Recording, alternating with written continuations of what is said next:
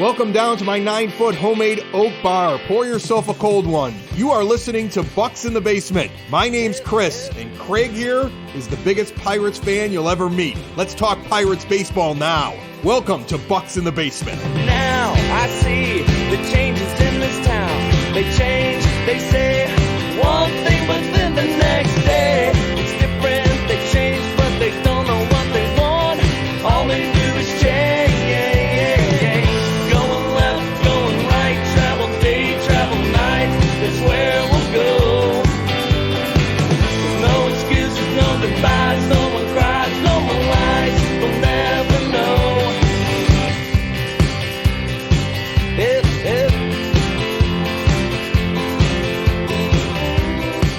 And belly on up to the 9-foot homemade oak bar. Pour yourself a cold one. My name is Chris. His name is Craig.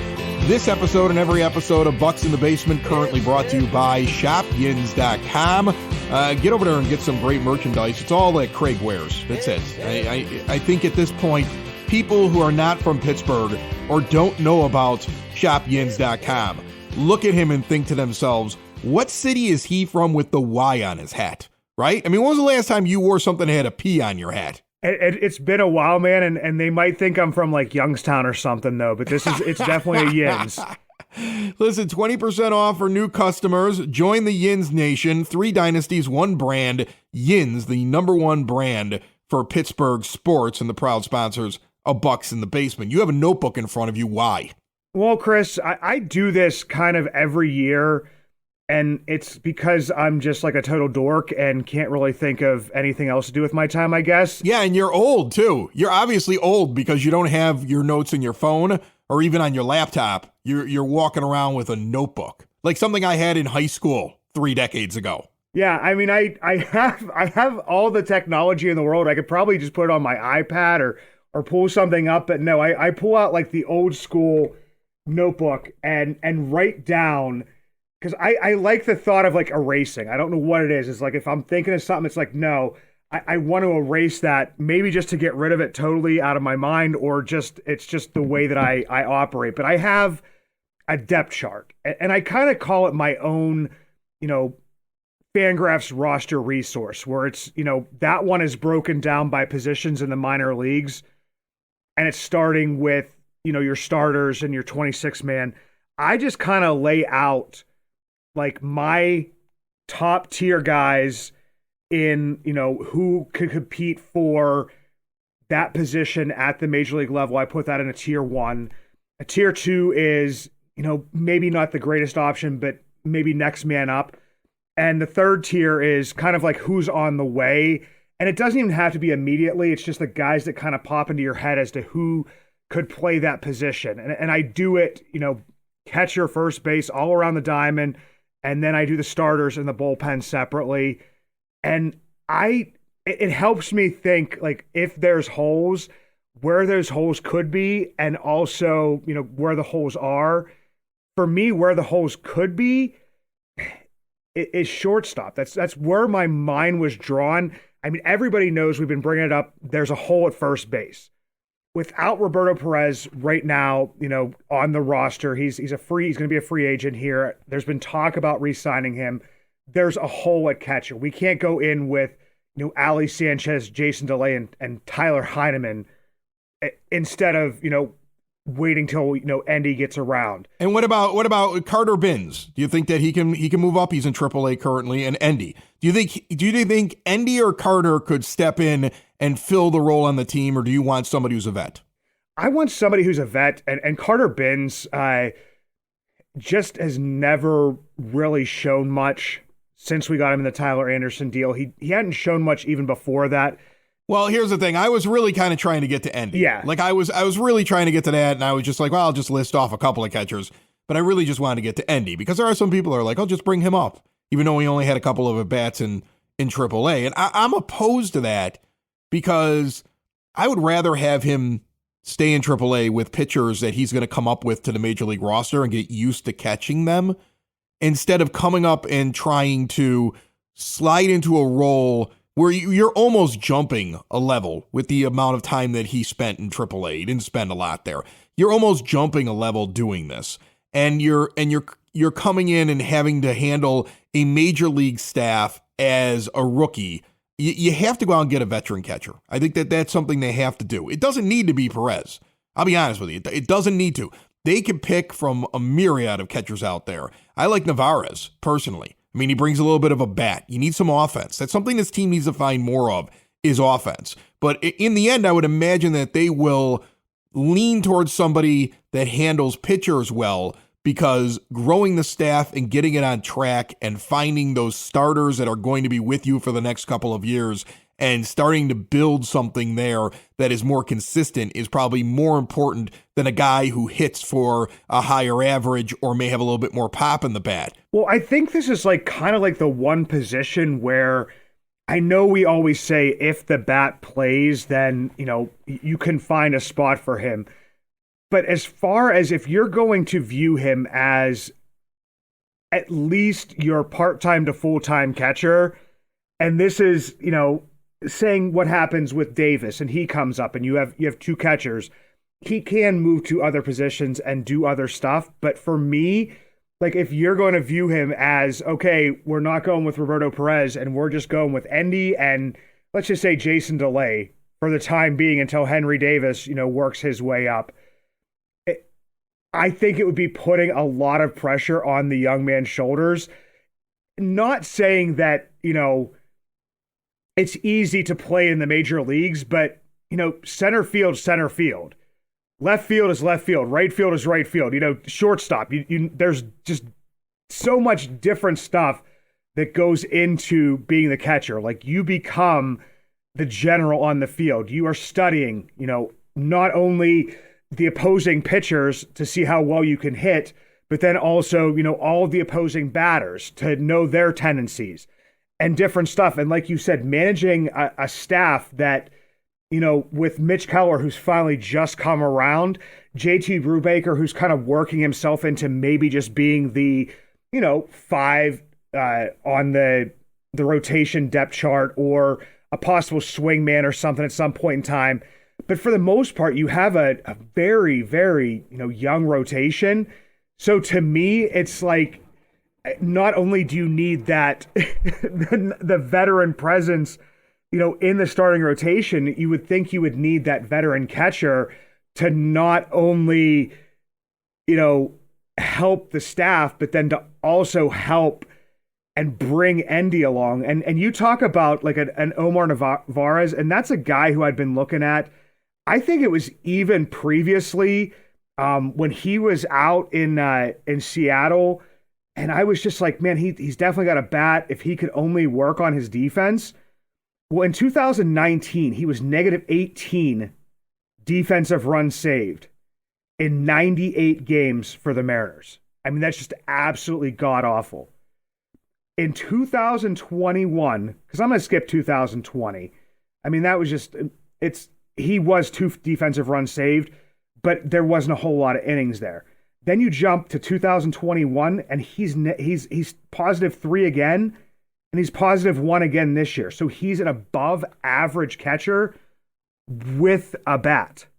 So, I mean, I guess you would have to say, do you want to go with Perez because he stuck around this entire year and, was still in the dugout and was talking to people and working out with the team? Yeah, but he wants a 2-year deal, right? I mean, like, that's what he wants. He's a guy who didn't play, and he wants 2 years, is what the reports are, right? And it's understandable as to why he would want 2 years. Well, yeah, I get that. But, I mean, and here's the thing, though. You're injured, and you stick around the team for a year. Don't act like he was, like, doing the Pirates a favor. He was also sticking around the team because he's a guy who's not guaranteed like a real role, like a major role on a Major League Baseball team when he comes back. He's not an all-world catcher.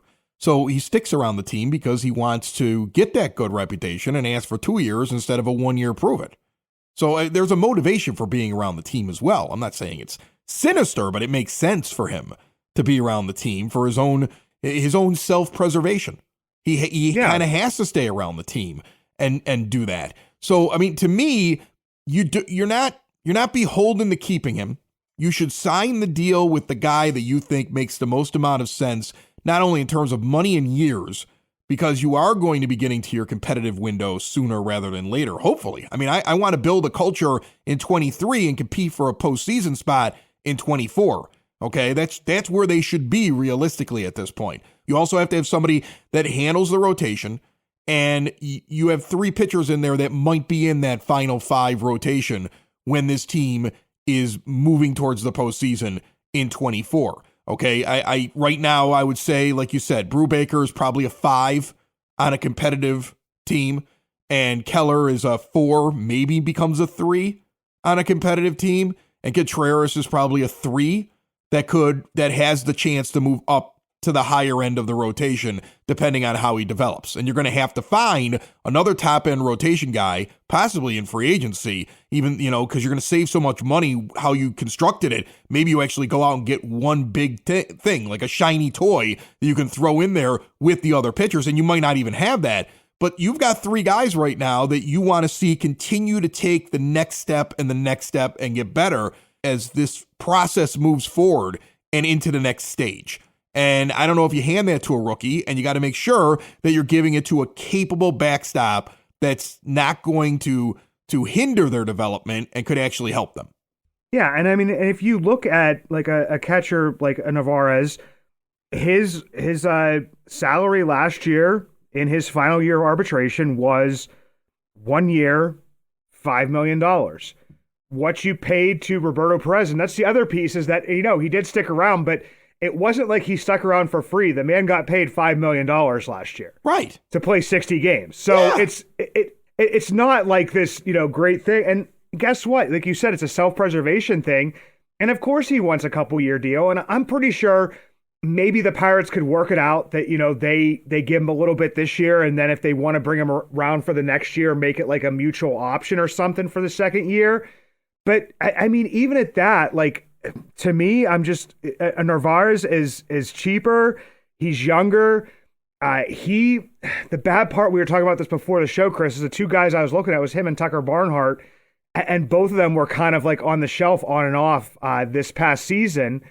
But with a Narvaez, he's coming from Milwaukee, that is a team that has had a winning culture for the time that he was there. Like, they were fighting for the division title with St. Louis prior to kind of falling off the map towards the end of the year. But then the previous year before that, they won the division. So, I mean, he's shown that he can handle a pretty darn good pitching staff up there in Milwaukee. So it's not that I don't want Perez. It's just that, actually, you know what? It kind of is. Maybe I just don't want Perez. I don't know. Like, I lean towards going out after a guy like Narvaez over Perez. I just don't know what the price is going to be. I think that's it. And if you go and you sign Narvaez, you're going to have to give him multiple years. Okay, yeah. And you're going to have to give him multiple years, and that will get in the way of Henry Davis getting here eventually. Or you're going to be saying, okay, well, at some point when Davis, if he develops into what you want him to be, Davis is now the 1 and Narvaez becomes the 2, but you don't have to worry about accelerating anything, and you wait until he's absolutely ready to get here. And then there's also just the notion, and it's completely possible, that not every prospect works out. Okay, like you want him to work out, but you don't know when he's going to stumble, or if he's going to stumble, or if he's going to get to a level where he can't figure something out as he's moving up. So you can't also assume that every prospect's just going to slide in, hit 300, 25 to 30 bombs, and play perfect defense because of where they were drafted. Like, you just can't assume that. So I again think this team needs to start building itself into a winner, at least establishing a culture. A guy like Narvaez intrigues me because of where he comes from.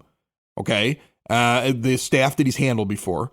And the fact that you don't have to sit around and say, well, we just need one of these guys to take the next step, and then all of a sudden we can promote them, and then we got to see if they can survive in the majors. You just go, no. We got a catcher now for a couple years. And those guys, when they're ready, they'll push him out of the way. That's really what you want, right? You don't want to be sitting there waiting on a guy. You want a guy to show up and be so good that he can take the job from the other guy. That's when you know that you have a franchise that's set up with talent and depth. And so I would go in his direction, I think, over Perez, just because Perez is a placeholder. He was a placeholder when he was signed last year. He'd be a placeholder here. I'm not opposed to going out and getting guys that aren't essentially placeholders, but are actually contributing members to the team, that if you can get them on the right deal and the right money, are, well, technically a placeholder because you're expecting Henry Davis to be like a long-term franchise catcher for you, but you don't have to sit there and worry about when he's going to get here. And you can keep moving forward to become a competitive team. Yeah, it's bridging the gap, I feel, in a more effective and more efficient way. And also, like, Chris, the thing you were saying in there, as soon as you said, a player, we're looking to see like that a player's gonna, where they were drafted, they're gonna pop in and they're just gonna take off from the very beginning. We saw what happened to O'Neal Cruz. We've seen the struggles that have happened with Brian Hayes, since his first month on the job. We've seen how guys have come up and have struggled. And what always pops into my head is, I can remember back when the Giants, they drafted Bailey, I think it was out of NC State, as a catcher, and they said, well, why would they draft another catcher? They already have Joey Bart. Like, Joey Bart's going to be the next person that just steps in there and does really, really well. But everybody take a minute here and go out and look at Joey Bart's stats and look at him having bounced up and down from AAA to the majors and struggling to kind of like have his footing, where he was seen as almost like a no doubt catching prospect by everybody in Major League Baseball, and he hasn't worked out that way. And I'm not saying that ND is going to be, or that, Davis is going to fall into that Joey Bart category, but he could. They could. That's the thing with prospects, they could. And that I think when you hear people argue, well, you don't need this position because you got so-and-so in the minors that's going to be here soon and you don't want him blocked. Those people are assuming that every prospect works out and becomes great. And I don't think you can assume that. And so there's nothing wrong with starting to build a team. Now, I don't think they're going out and making a ton of signings, and they're not going to instantly come in this year in this offseason and say, guess what? We've got $100 million to spend in the offseason. They're not doing that. All right. They're still Bob Nutting's Pirates. But you could start to put pieces in place that are solid pieces that are going to be there for 2 to 3 years, that you say, okay, this is my catcher. This is my first baseman. These are my pitchers, or at least these are my top 3. That you could start building your team. And then if the rebuild is successful, you have pieces you can trade in the competitive window to go get somebody at a trade deadline when you're actually fighting for the postseason. And you have guys that are challenging to take jobs so that when the player that you put in that position is running out of time on their contract, you're not worried, or they're just pushing that guy out of the way because they're so good. You want to get to that point. You don't want to always be like, well, we didn't go out and spend anything and didn't get anything because we expect this rookie A to move up from this minor league system and come in here and just instantly hit. That's the wrong way to do things. It was the same thing for the people that were saying, just going back to a year ago, saying, why don't we move O'Neal Cruz to right field now? Because we have, Liover Peguero is going to push him out of the way immediately. And I'm guessing, a lot of people saw that he got his, brief cup of coffee, as in he happened to be going from one place to another. There was an injury and he got pulled into the game, on a Saturday night at PNC Park. They didn't really watch a lot of the stuff that he was doing. And this isn't just for, this year, but it's this year and last year. Last year, when he was in Greensboro, which if anybody's ever been to Greensboro or watched a game that's been played in Greensboro, that thing is a bandbox. If you can't hit a home run in Greensboro, then I don't know what to tell you. You should probably go, try a different profession or something, because I'm pretty sure I could probably, if you gave me a little bit of batting practice, could hit a few home runs in Greensboro. But he only batted, and he batted 270, a 108 WRC plus, just over a 700 OPS. He's around a 740 OPS, 14 home runs. Didn't really play that great. And then when he was in Altoona this year, bats 259 with an 88 WRC plus and below a 700 OPS. So there's your answer at shortstop. Like, that's where I was kind of getting, like, when I said there's places where there's holes, is that, like, you know, if Oneil Cruz just happens to be with his, I think it was like -7, -8 outs above average this year at shortstop. He did have a positive defensive run saved, just a little bit above average. I think it was like around a 1 or a 2. Then, you know, the answer was Peguero. Well, I looked, and the answer right now is probably Kevin Newman. Yeah. As far as like defense and stuff, because they put Castro out there. Castro struggled. Castro showed he could back up, you know, keep Ryan Hayes if he needed a break at third base, and plays a, you know, at least serviceable second base, but he can't play shortstop. You know, who are you gonna bring back Hoy Park to play shortstop? I mean, I guess maybe they haven't given enough of a shot to like a Tucupita Marcano, but they've even almost like looked at he is like a utility guy and is going to be playing like some outfield as well. So for Cruz wise, I mean, there really isn't, like, we always thought like, oh my God, there's so much middle infield depth. And before we started recording today, Chris, I said, no, there's a lot of second base depth. A lot of second base depth. Tons of it. I mean, think about this. Like, when you look at this roster and you see, let's say, Brian Reynolds, I'll say Brian Reynolds, Oneil Cruz, Brian Hayes. Those are the only 3 guys that I wouldn't want to block right now on this team. You have a ridiculous amount of second basemen, so they're all just blocking each other, right? And other than that, I'd move anybody in that I wanted to into a position. Like, if all of a sudden somebody said, hey, you know, let's just say hypothetically, Bob Nutting goes crazy, says, I'm going to raise the payroll and make it respectable.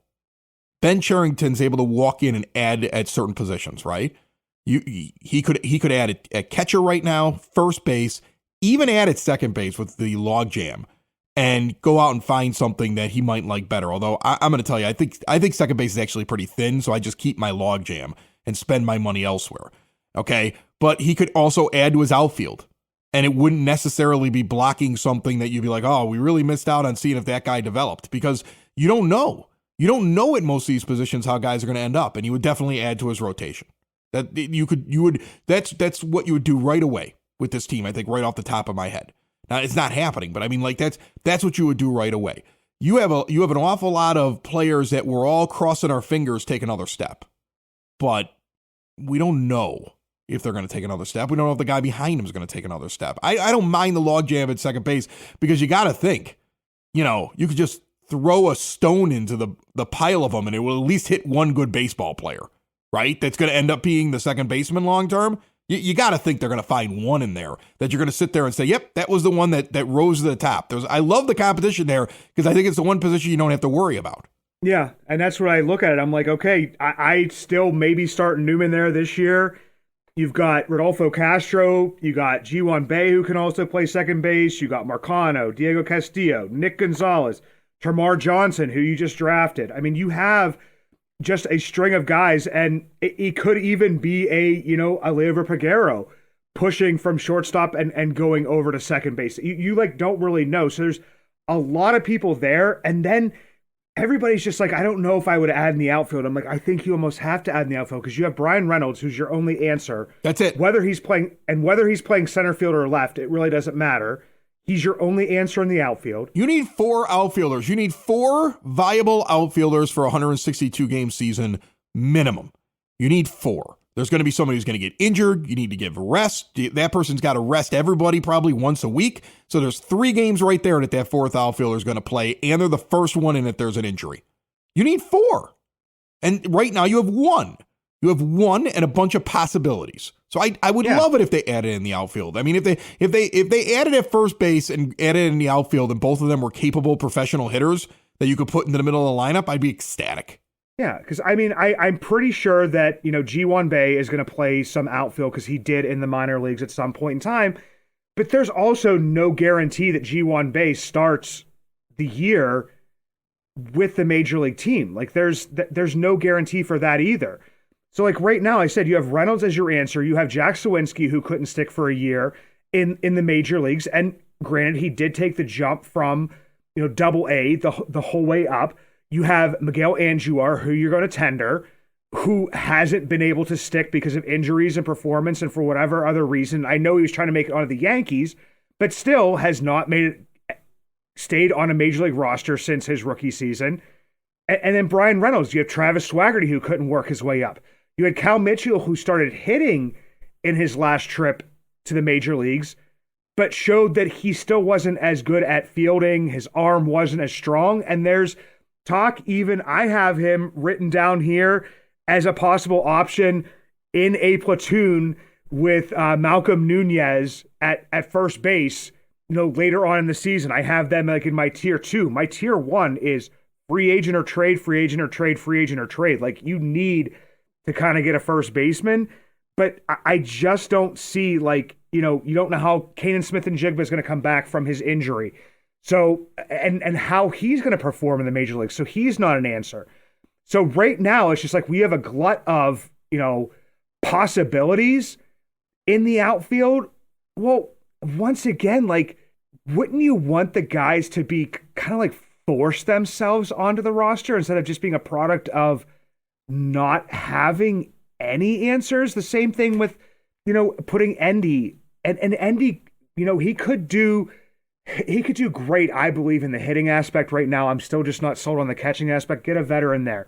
Get a veteran at first base and get a veteran in the outfield that Sawinski and Andujar and Swaggerty and whoever else have to actually beat out. No more of like these goofball measuring sticks that they used to go out and get. I mean, go back and listen to all of our previous like off-season episodes, and Chris and I talk about measuring sticks all the time. Like, Ben Cherington he's the king of bringing in guys that are like for their career, like 0.0, wins above replacement, but have a decent amount of major league experience to kind of say, okay, which guys are a little bit better than that. No, go out and get a couple guys that are producing like 2 to 3 wins a year and have the guys actually try to beat them out for the job. That's what I would like to see happen. That to me would be a more healthy competition than seeing, Andujar and Jack Sawinski and Travis Swaggerty and Cal Mitchell fight for the 3 spots behind Brian Reynolds. Right. Build a team that can go 500 this year. That's what you should do. Build a team that can go for 500 this year, and you will still be able to develop players and watch guys come along. Build a team that starts to do something. Build a team that can win a series, and that could go on winning streaks and a little bit more excitement at the ballpark, and can then build on that season in the next season when they should be a playoff contender. That's what I want to see them do this offseason. That's why we started this thing asking whether or not Perez should be the catcher. There's several other catchers that I would rather take. Okay. In my mind, again, he's like a placeholder that he might be there for defense, running a staff. They may like him in that role, but it would be nice if you added a couple of bats. It'd be nice if you added a pitcher into that rotation. And then you're looking at Contreras and Keller, and you're saying, okay, let's see them go another step. And we also have this other guy that comes walking in every 5 days, does his job. They all look at him. They learn how to do their job at a higher level. And he's a vet. And he's not somebody that you're going to get rid of by July 31st. He's actually somebody that's going to be there for a couple of years as the leader in the rotation, who's a veteran, who's done something before, who's seen a postseason game. So that when you finally get to your first postseason game, you got a guy standing there going, this is going to be different, right? I showed you guys how to actually go through regular preparation and how to be a veteran, and now I'm telling you what it's going to be like in the postseason. I just think they need those guys. I'm not saying you have to build a team in the offseason that's going to the World Series or even the playoffs. I'm just saying that, it's okay now to add a piece or two. It's okay to go out and find somebody who can contribute. And if there's really a prospect that's good enough to make the roster and be an everyday contributor that's going to be there when you're jumping around the field a few years from now because you won big, if that guy's really there, he'll push that veteran out of the way that you're signing this offseason. He'll get that guy out of there. And it's not going to, you don't need to go out and get Aaron Judge. I'm not saying go do that. I'm not saying go out and spend a ridiculous amount of money. I'm saying, though, that there's going to be plenty of guys out there you can go sign who can be contributors to this team. And I think that's the thing I'm looking for this offseason, Craig. I'm looking to see what Cherington does. Because if it's the same thing of, well, we don't want to get in the way of anybody, and we're just going to let them play, and we're just going to be the no-name team, and we're going to go out and we're going to lose 2/3 of our games, then that's miserable. And I just think that that's a mistake, because you do need to start building something, and you need to start adding some of those pieces. And what they do at the catcher position may be a very good indication as to whether or not they're going to do that, let's say, at the first base position. Are they going to add a starter? So there's things I'd like to see them do. Not a massive overhaul, not a ridiculous amount of money being spent, but you're really not stunting growth if you add a couple of vets. Yeah, and the big thing about like this past offseason is if you look at it, and I mean, I know that none of the contracts were even huge, and even the amount that they gave, Brian Hayes as part of his extension this year, the arbitration, the 2 years they bought out of Brian Reynolds for last year. But I mean, it was bad money spent on, like a Yoshi Tsutsugo and a Heath Hembry. Heath Hembry got I think he got more than Jose Quintana did last year. I'm pretty sure he got over $2 million. And, with Yoshi, you got $4 million there, $5 million with Perez. I mean, there was, I know it's not a lot of money, but there was at least Pirate-wise a decent amount of money spent last year. And if you spent that at least somewhat wisely, maybe upped it just a tiny bit, I mean, I would just like to see that happen as far as competition goes. And you can even look at the teams that build. If we talked about, trying to be the Rays. And we've talked about that a lot. If even the Rays have gone out and added pieces for a little bit more money when they felt like they needed to. The Rays don't spend a whole lot of money, but there's times where the Rays kind of with their, yearly value and stuff, they start inching up towards that, $100 million mark at times. I mean, not as close as some other teams or not as much as some other teams, but sure is a heck of a lot more than the Pirates. So, I mean, that's my biggest thing is we're hoping, it's like, okay, we got Cruz and Peguero and they're going to be fighting it out at shortstop. And right now we have Cruz who struggled and kind of came around a little bit, but still isn't, hasn't solidified himself. We hope he's the answer. He needs to get a shot this entire year, but you don't have an answer there. You don't have an answer, at second base. You don't have an answer yet at any of the outfield positions. You don't have an answer at catcher yet. You hope you have an answer, but like I said, have these guys force themselves onto the roster rather than having a bunch of the prospects and the question marks fight it out to see who gets to,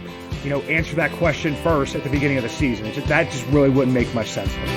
Now I see the changes in this town. They change, they say,